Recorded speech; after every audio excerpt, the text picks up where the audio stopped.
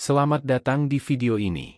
Baru-baru ini, China Energy Engineering Corporation menjadi tuan rumah peluncuran fasilitas penyimpanan energi baru terbesar di dunia, dan mengumumkan peluncuran solusi sistem penyimpanan energi udara terkompresi 660 MW yang pertama di dunia. Acara yang diadakan di Shandong menandai tonggak sejarah besar dengan peluncuran Nexus, basis penyimpanan energi 3.600 MW terbesar di dunia. Terobosan ini telah menarik perhatian besar di industri energi terbarukan. Fasilitas penyimpanan energi 3.600 MW terletak di kota Hangang, Kabupaten Shan, Provinsi Shandong, yang didanai bersama oleh kelompok teknologi digital SIX dan Shandong GUI. Proyek ini memiliki total investasi melebihi 20 miliar yuan. Proyek ini merupakan pusat konsumsi listrik ramah lingkungan berskala besar pertama di Tiongkok yang menggunakan model pengembangan integrasi listrik garam yang unik. Fasilitas ini juga merupakan pabrik penyimpanan energi udara terkompresi kelas 600 MW pertama di dunia. Fasilitas ini memanfaatkan sumber daya garam yang melimpah di wilayah tersebut dengan membangun ruang penyimpanan khusus untuk 3 unit 660 MW dan 3 unit 360 MW. Dengan total kapasitas terpasang diperkirakan 3.600 MW untuk memproduksi 4 miliar kWh per tahun, dengan efisiensi konversi sekitar 70%. Menurut CEC, teknologi inti fasilitas ini dikembangkan sendiri dan memimpin dunia dalam hal efisiensi dan keandalan. Salah satu pencapaian terbesar dunia adalah kapasitas satu unit perluasan udara yang memiliki tingkat efisiensi di atas 92%, sementara kompresor juga mencapai efisiensi tinggi lebih dari 90%. Tolok ukur ini mendorong efisiensi energi dan kinerja lingkungan ke tingkat yang lebih tinggi.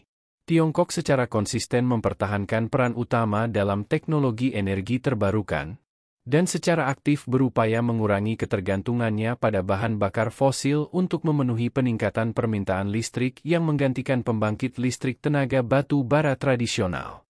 Tiongkok telah berfokus pada pengembangan teknologi pembangkit listrik baru, seperti tenaga air, energi angin, dan energi nuklir. Kini, Tiongkok bahkan menghasilkan listrik dari udara. Teknologi baru ini menghasilkan listrik yang cukup untuk 40.000 kWh per hari, yang dapat memenuhi kebutuhan 200.000 orang.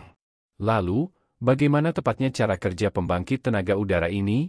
Inti dari teknologi ini adalah penyimpanan energi udara terkompresi, sebuah konsep yang pertama kali dieksplorasi pada tahun 1949. Ada dua jenis utama penyimpanan udara, cair dan bertekanan superkritis. Penyimpanan udara cair bergantung pada proses pencairan udara pada suhu rendah untuk mengubah energi listrik menjadi energi panas yang kemudian dapat dilepaskan untuk menghasilkan listrik bila diperlukan. Penyimpanan udara bertekanan superkritis melibatkan kompresi udara ke keadaan superkritis, menyimpannya, dan kemudian menggunakannya untuk menggerakkan alat perluasan guna menghasilkan listrik. CAES memiliki keuntungan yang jelas, antara lain hampir bebas polusi, memiliki masa pakai peralatan yang panjang, dan menimbulkan risiko keselamatan yang minimal. Meskipun memiliki janji yang besar, CS tidak diadopsi secara luas selama beberapa dekade karena biaya produksi awal yang tinggi.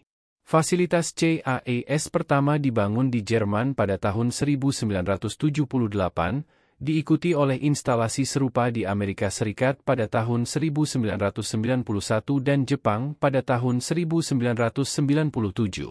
Tiongkok relatif terlambat dalam sektor ini, namun telah membuat kemajuan pesat. Pada tahun 2014, Institut Fisika di bawah Akademi Ilmu Pengetahuan Tiongkok berhasil mengembangkan sistem CAES superkritis pertama di Tiongkok. Pada tahun 2021, Tiongkok telah secara mandiri mengembangkan sistem CAES tingkat lanjut berkapasitas 10 MW yang berhasil tersambung ke jaringan listrik. Sistem ini menghasilkan 40.000 kWh per hari, yang cukup untuk memberi daya pada ribuan rumah tangga. Saat ini, teknologi CAES Tiongkok termasuk yang terbaik di dunia. Tiongkok mampu merancang dan memproduksi komponen-komponen sistem utama secara mandiri, seperti kompresor, expander, perangkat penyimpan panas, dan pertukaran panas serta sistem pengendalian terintegrasi inti. Sekitar 60% komponen yang digunakan dalam sistem dirancang dan diproduksi di dalam negeri, sementara bagian sisanya adalah komponen terstandarisasi. Hal ini menjadikan sistem ini lebih fleksibel dan efisien secara operasional. Tim peneliti Tiongkok terus memajukan penerapan CAS dengan tujuan membuat teknologi ini dapat diakses di seluruh negeri. Hal ini mempunyai implikasi yang signifikan terhadap lanskap energi terbarukan di Tiongkok karena sumber energi lain menghadapi keterbatasan. Misalnya, pembangkit listrik tenaga air hanya dapat dilakukan di wilayah yang kaya air, energi surya memerlukan wilayah yang luas dengan sinar matahari yang melimpah, dan tenaga angin paling cocok untuk daerah terpencil yang berangin. Sebaliknya, teknologi CAS tidak terlalu dibatasi secara geografis, sehingga dapat beradaptasi untuk penyebaran yang luas. Sebelum melanjutkan lebih jauh, beritahu kami apakah Anda menyukai videonya. Jika ya, silakan klik suka dan bagikan, dan mari kita lanjutkan. Pengembangan dan penerapan CAS sangat penting untuk transisi energi Tiongkok. Pertama-tama, CAS dapat diintegrasikan secara mulus dengan energi terbarukan yang sudah ada, yang menyediakan pasokan listrik yang lebih stabil dan berkesinambungan. Tenaga air, energi angin, dan matahari bersifat intermiten, sementara sistem CAS dapat melepaskan energi yang tersimpan selama permintaan puncak dan menyerap energi berlebih selama waktu tidak sibuk. Secara efektif menyeimbangkan pasokan dan permintaan. Kedua, CAS mengurangi ketergantungan pada tenaga batu bara tradisional, membantu untuk mengurangi emisi karbon dan gas rumah kaca, sehingga mencapai tujuan netralitas karbon Tiongkok. Tiongkok juga secara aktif membangun proyek CAS baru untuk mendorong kemajuan teknologi. Pada tanggal 30 April tahun ini, proyek percontohan CAS di Shandong berhasil dihubungkan ke jaringan listrik dan mencapai kapasitas yang mengesankan sebesar 300 MW, 30 kali lipat dari sistem uji coba sebelumnya. Proyek ini sekarang menjadi fasilitas CS terbesar di dunia berdasarkan skala dan output daya, yang mampu menghasilkan 600 juta kWh per tahun, cukup untuk memenuhi kebutuhan listrik bagi 200.000 orang.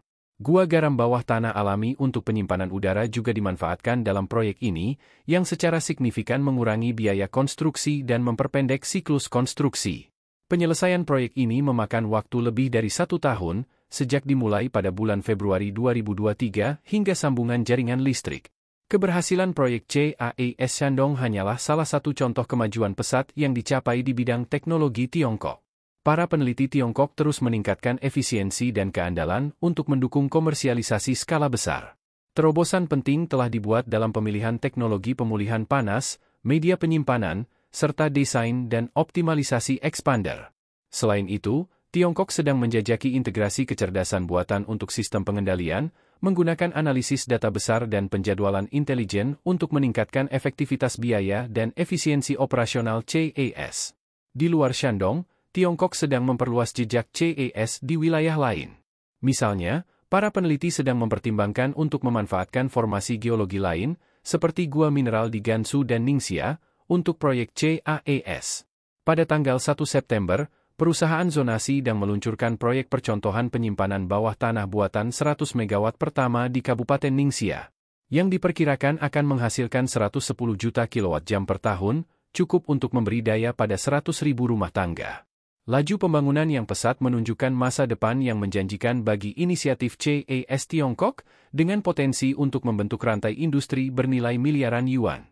Kelayakan ekonomi dan kepraktisan CAS juga semakin meningkat, dengan bukti bahwa penyimpanan udara bertekanan sangat aman, terutama dibandingkan dengan penyimpanan baterai kimia, karena menghilangkan risiko ledakan dan kebocoran zat berbahaya. CAS juga memiliki potensi untuk membentuk rantai industri senilai miliaran yuan. Dampak lingkungan yang minimal dan tidak menghasilkan polutan atau limbah selaras dengan prinsip-prinsip energi hijau. Teknologi ini memanfaatkan gua alami untuk penyimpanan, yang tidak hanya mengurangi biaya konstruksi tetapi juga meningkatkan stabilitas sistem dan kapasitas penyimpanan. Atribut-atribut ini memposisikan CAS sebagai solusi penyimpanan energi utama di masa depan.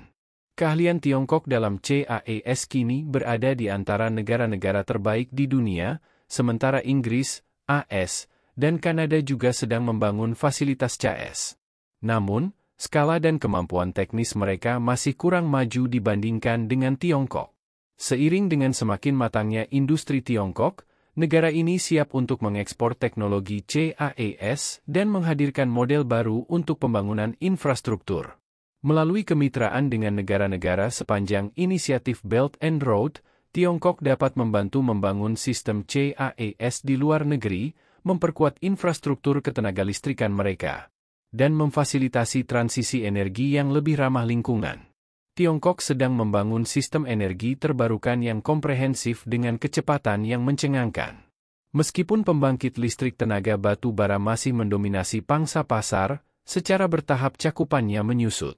Penerapan CAES akan memberikan dukungan penting bagi target netralitas karbon Tiongkok yang memposisikan negara tersebut berpotensi menjadi salah satu negara pertama yang mencapai tujuan ini. CAES tidak hanya mewakili metode baru dalam penyimpanan energi, tetapi juga melambangkan inovasi dan terobosan Tiongkok dalam energi terbarukan. Seiring dengan teknologi yang semakin matang dan mendapat adopsi yang lebih luas, lanskap energi Tiongkok akan menjadi lebih ramah lingkungan dan berkelanjutan, serta berkontribusi signifikan terhadap transisi energi global dengan kearifan dan solusi yang ditawarkan oleh Tiongkok. Bagaimana pendapat Anda mengenai video ini? Jika Anda punya pendapat, silahkan tuliskan pendapat Anda pada bagian komentarnya. Dan jika Anda suka dengan video ini, silahkan klik like dan subscribe. Dengan begitu kami akan membuat video lainnya untuk Anda semua. Terima kasih dan sekian dulu, dan sampai jumpa di video berikutnya.